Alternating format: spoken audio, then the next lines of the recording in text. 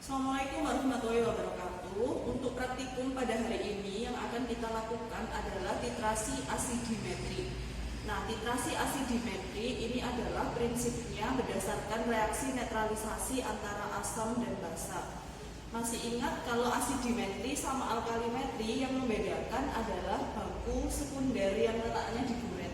Kalau asidimetri berarti baku sekunder yang digunakan sebagai titran adalah senyawa yang bersifat asam atau asid. Nah, dalam praktikum ini titrasi asidimetri ada bahan-bahan dan alat yang akan kita gunakan. Bahan-bahan yang digunakan dalam praktikum titrasi asidimetri adalah yang pertama natrium karbonat sebagai baku primer, kemudian ada baku sekunder HCl, kemudian larutan sampel yang akan ditentukan konsentrasinya yaitu NaHCO3 dan ada indikator methyl orange. Kemudian alat-alat yang digunakan adalah corong, kemudian labu Erlenmeyer, buret, statif dan klem. Kemudian di sini ada pipet volume 10 ml dan ada pipet pump.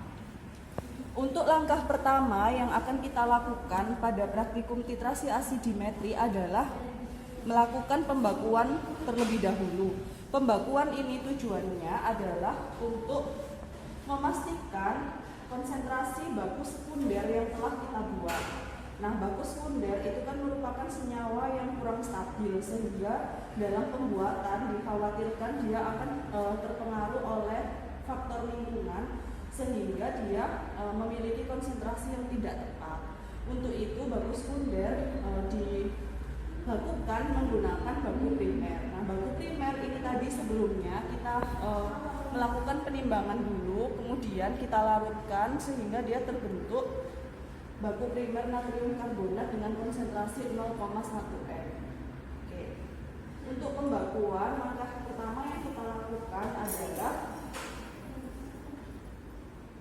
mengisi buret terlebih dahulu dengan larutan baku sekunder.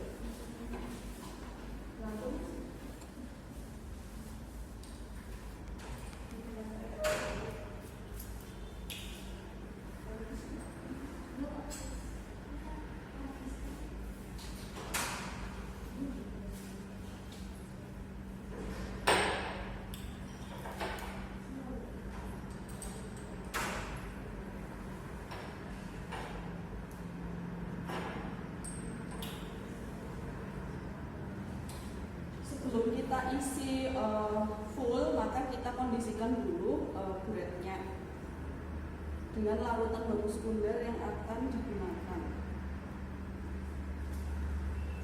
Kemudian kita keluarkan.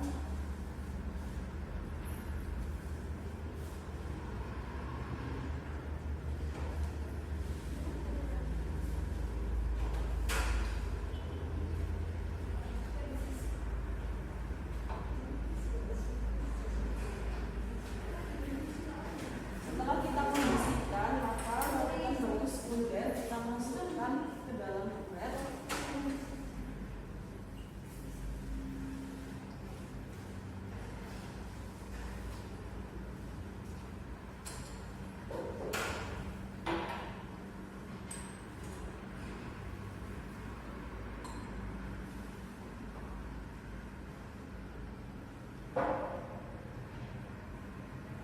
Dan kita pastikan tidak ada gelembung udara yang ada di dalam buret ini dari atas sampai ujung. Terutama gelembung udara yang di bawah keran ini sering terlupa untuk tidak dikeluarkan. Nah, pertama-tama kita cek ini dulu agar gelembung udaranya ini hilang dengan cara menurunkan larutan baku sekunder yang ada di atas ini.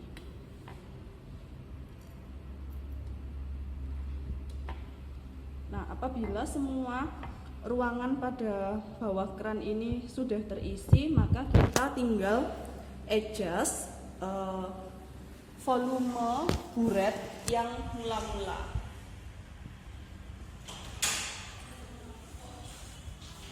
Nah, di sini volume buret mula-mula adalah 10,6 ml. Kemudian setelah itu kita tulis volume mula-mula. Oke. Dan selanjutnya kita lakukan titrasi pembakuan. Untuk titrasi pembakuan kita ambil 10 ml larutan baku primer. Jangan lupa ya, karena analisanya kuantitatif, maka yang digunakan adalah pipet volume.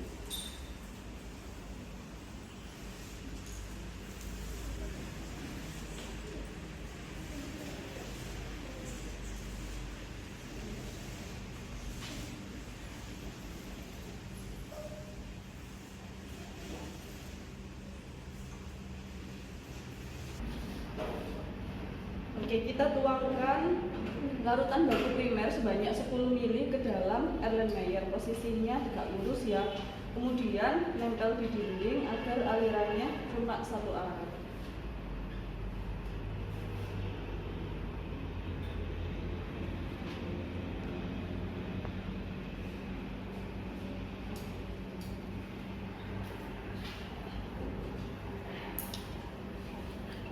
Kemudian kita tambahkan terlebih dahulu indikator.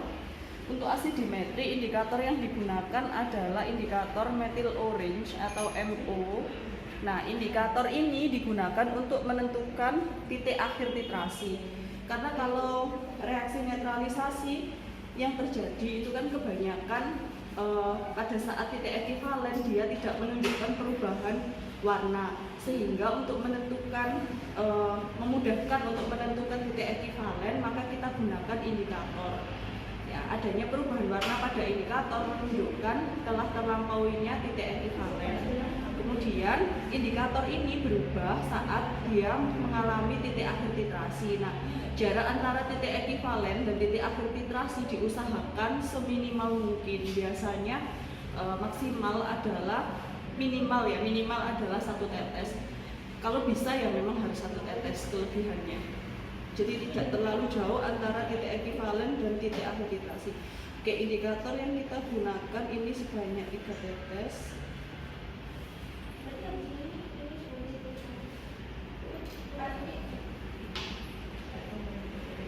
Oke, selanjutnya ini pertama warnanya adalah kuning. Ya, karena ini tadi sampelnya kan sifatnya basah, jadi kalau indikator MO itu di suasana basah warnanya kuning. Kemudian kita titrasi sampai dia melewati TE.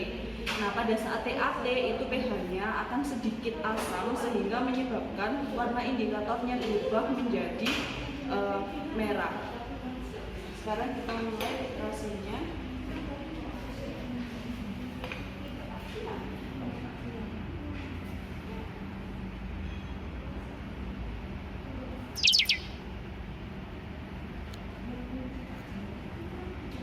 Oke, pada saat titrasi tangan kanan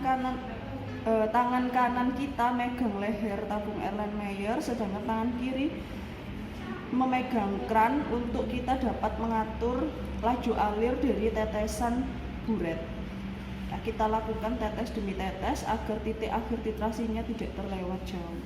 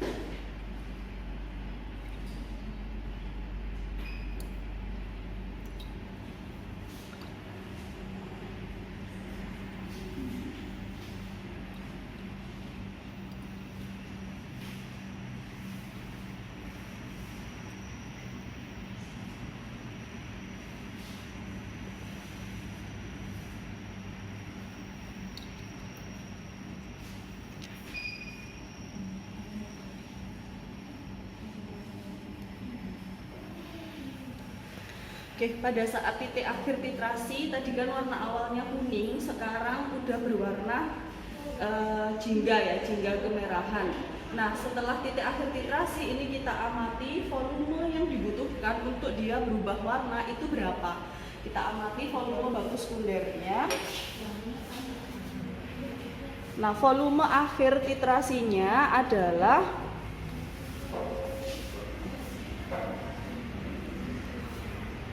24,7 ml.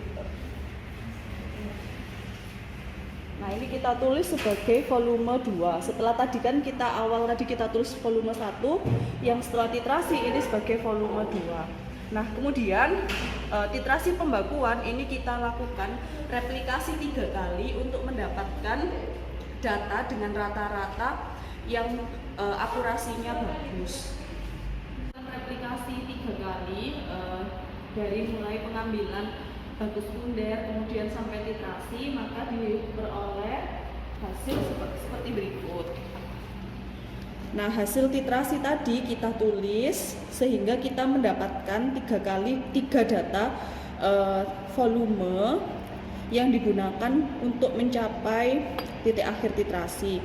Nah, dari volume yang kita peroleh nanti kita rata-rata dan kita hitung normalitas baku sekunder.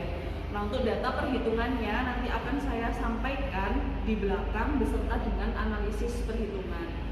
Oke, setelah melakukan titrasi pembakuan ini kita sisihkan terlebih dahulu, kemudian kita melakukan analisa sampel. Nah, analisa sampel, tadi sampel yang kita gunakan adalah NaHCO3. Titrasi sampel ini sama halnya dengan titrasi pembakuan, yakni dengan mengambil 10 ml larutan sampel yang tidak diketahui konsentrasinya.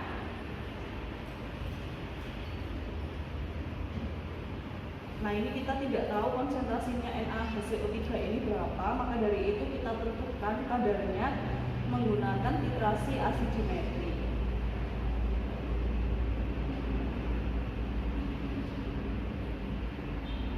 Jangan lupa untuk pengambilan sampel untuk titrasi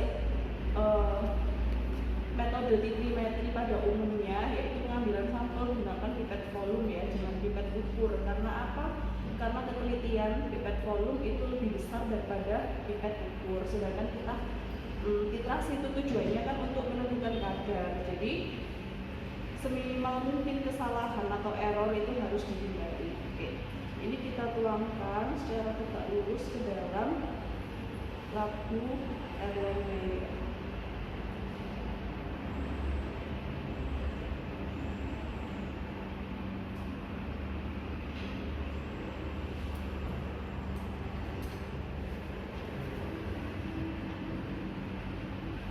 Jangan lupa untuk ditambahkan indikator terlebih dahulu sebelum dititrasi.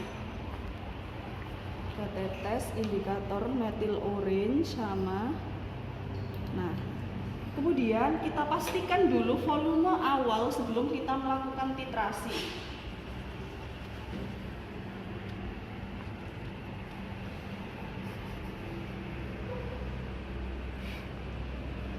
Oke, setelah kita memastikan volumenya baru kita melakukan titrasi. Jangan lupa dicatat ya, setelah dilihat dicatat, kemudian baru kita melanjutkan melakukan titrasi sampel. Nah, ini tadi untuk titrasi, tangan kanan memegang leher labu, tangan kiri memegang keran. Karena tangan kiri ini nanti berfungsi untuk mengatur kecepatan alir dari baku sekunder atau titran yang diteteskan.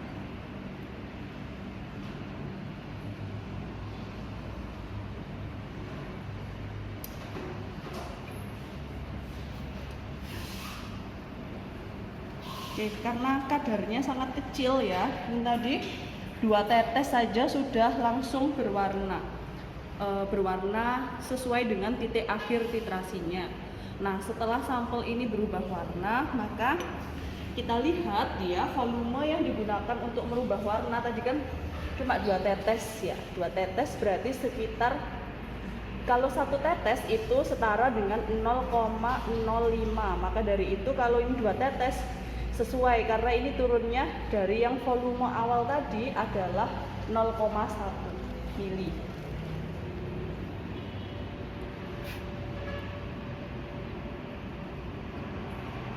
Oke, selanjutnya kita lakukan 3 kali replikasi juga untuk analisa sampel.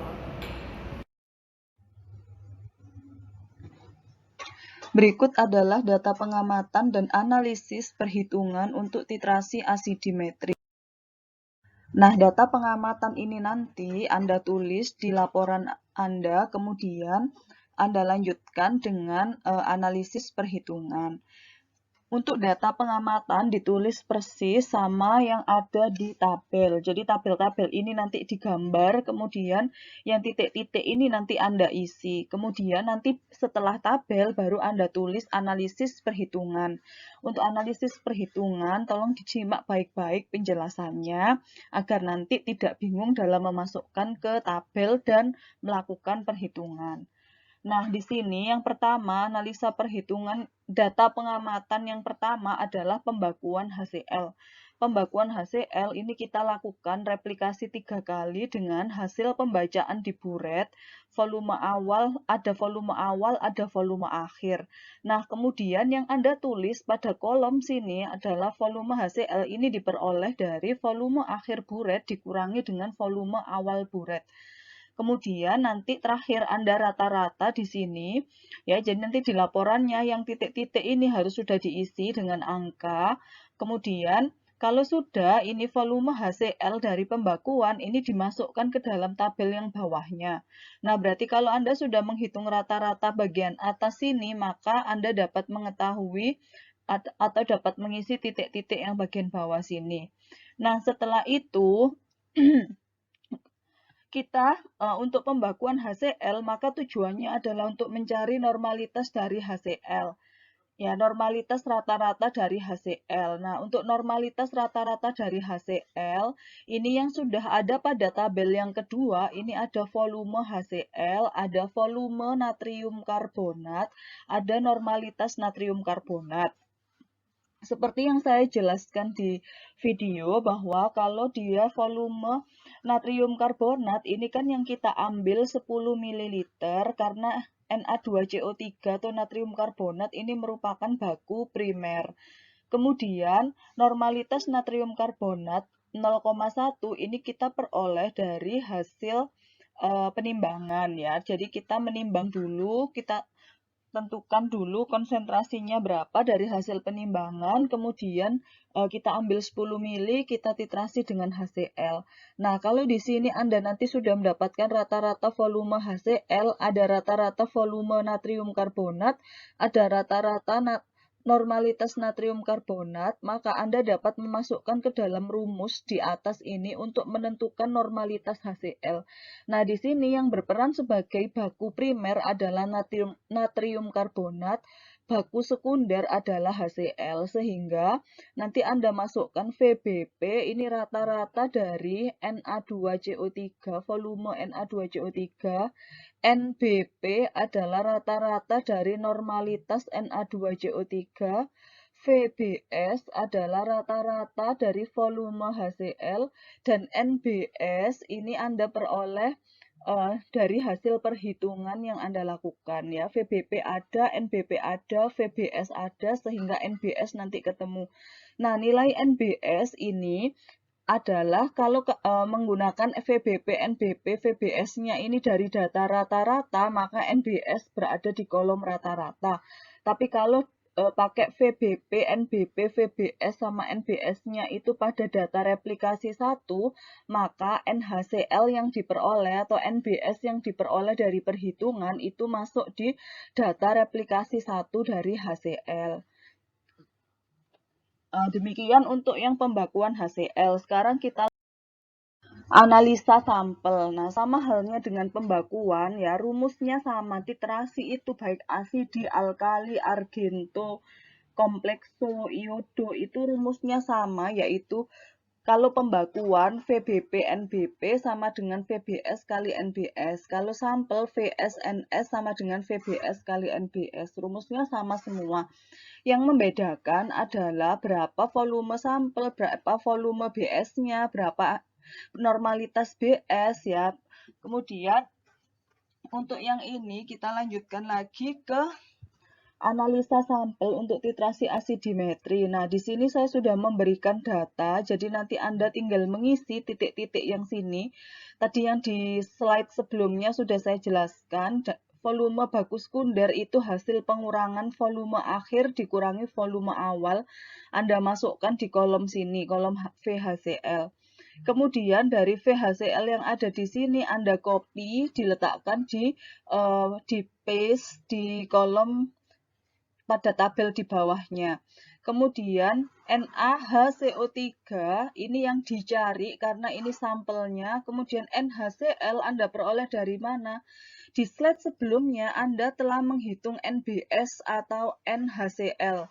Nah, sehingga itu NaHCl dari yang tabel pada slide sebelumnya Anda copy paste diletakkan di sini. Jadi nanti di sini ada VHCl yang ini di copy paste sini, kemudian NaHCl ini diperoleh dari NaHCl pada perhitungan baku sekunder di pembakuan ya pada slide sebelumnya, sehingga nanti dari NaHCO3 ini Anda dapat peroleh dari perhitungan Vs kali Ns sama dengan Vbs kalikan Nbs. Ya, Vbs-nya ini volume HCl, Nbs adalah normalitas HCl, Vs sama dengan volume NaHCO3, Ns ini yang kita cari. Ya, jadi kalau data kolom 1 ini volume HCl, NaHCl sudah tadi di copy paste dari data-data sebelumnya, sehingga di sini nanti Anda dapat mengetahui normalitas sampel yang diukur. Nah, demikian untuk penjelasan analisa perhitungan dari titrasi asidimetri. Apabila ada yang kurang jelas, nanti bisa ditanyakan di grup. Terima kasih. Wassalamualaikum warahmatullahi wabarakatuh.